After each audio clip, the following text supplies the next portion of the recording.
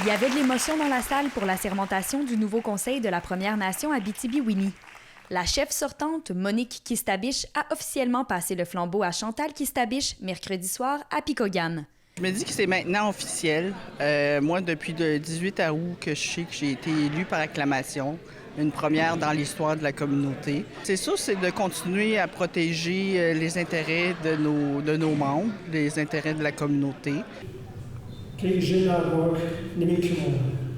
Les membres du conseil ont par la suite prêté serment d'office en Anishinaabe, langue qui a été utilisée à de nombreuses reprises durant la cérémonie.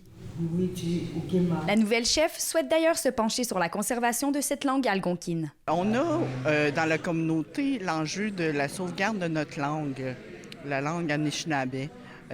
On a eu des enfants, des adolescents qui ont manifesté le désir de continuer l'enseignement de la langue au secondaire, ce qui se fait déjà au niveau du premier cycle du secondaire. Ce que j'aimerais commencer, c'est de faire les travaux pour faire reconnaître la langue Anishinaabe au deuxième cycle du secondaire.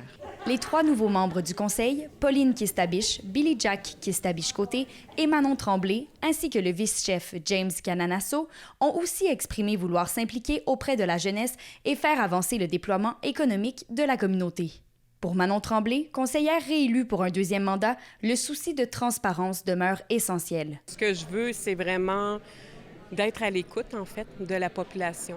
Et aussi, ce que je veux, c'est que les gens sachent qu'est-ce qu'on a comme projet. Le nouveau conseil de Picogan est élu pour une période de 3 ans. La chef Chantal Kistabiche et le vice-chef James Cananasso, tous deux élus en août dernier, sans opposition, seront quant à eux en poste pour les 4 prochaines années. Kémilia La Liberté, RNC Nouvelles, à Picogan.